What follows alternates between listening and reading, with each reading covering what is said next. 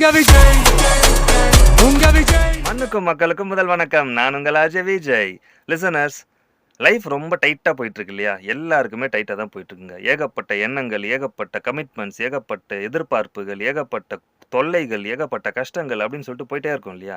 இது எல்லாம் நம்மள டம்ப் பண்ணும்போது மைண்ட் வந்து ஒரு எக்ஸ்பிரஸ் ட்ரெயின் மாதிரி பிச்சுக்கிட்டு ஓடிட்டு இருக்கும். ஆமாம் தானே?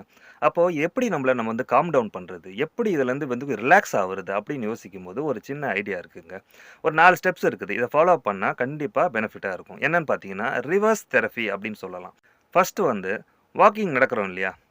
வாக்கிங் நடக்கிறதுக்கு பதிலாக ரிவர்ஸில் வாக் பண்ணி பாருங்கள். நல்ல எஃபெக்ட்டை கொடுக்கும் உண்மையிலே. நம்ம நிறைய இடத்துல பார்த்துருப்போம்.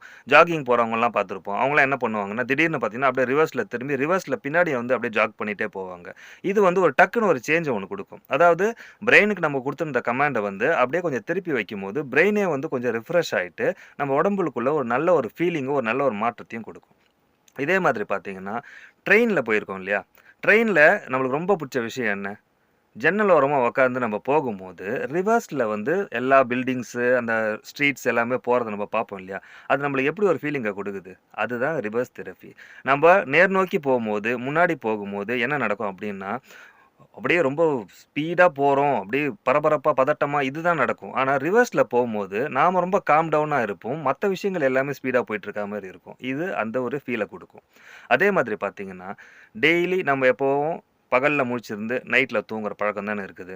ஒரே ஒரு நாள் என்ன பண்ணுங்க அப்படின்னா, நைட்டு ஃபுல்லா முழிச்சு இருந்துட்டு, பகல் ஃபுல்லா தூங்குங்க. ரொம்ப சூப்பரான ஒரு எஃபெக்ட் உங்களுக்கு குடுக்கும். நைட் வந்து எவ்வளோ காமான ஒரு உலகம் இருக்குது அப்படின்றது நம்மளுக்கு தெரியும். அதே மாதிரி பகல்ல எவ்வளோ பிரச்சனைகள் சுத்தி இருந்தாலும் நாம காம் டவுனா இருப்போம். நம்ம எல்லாருமே வந்து ரைட் ஹேண்ட்ல எழுதுவோம் இல்லையா? கையில எழுதுற பழக்கம் வந்து நம்மளுக்கு ரைட் ஹேண்ட்ல பென்ன புடிச்சு எழுதுற பழக்கம் இருக்குது அப்படின்னா, ஒரே ஒரு நாளு என்ன பண்ணலாங்க அப்படின்னா, லெஃப்ட் ஹேண்ட்ல ட்ரை பண்ணி பாருங்க. நீங்க ஏதாவது ஒண்ணு எழுதணும்னு சொல்லிட்டு எடுத்து வச்சுக்குங்க. அத பார்த்தோ, இல்ல நம்மளுக்கு தோன்ற விஷயங்களையோ லெஃப்ட் ஹேண்ட்ல எழுத பாருங்க. நம்ம மைண்ட் என்ன பண்ணும் அப்படின்னா, ரொம்ப ஸ்லோ டவுன் ஆயிடும். நம்மளுக்கே அத பிராக்டிஸ் பண்ணியிருப்போம். எப்பயாவது பண்ணியிருப்போம்.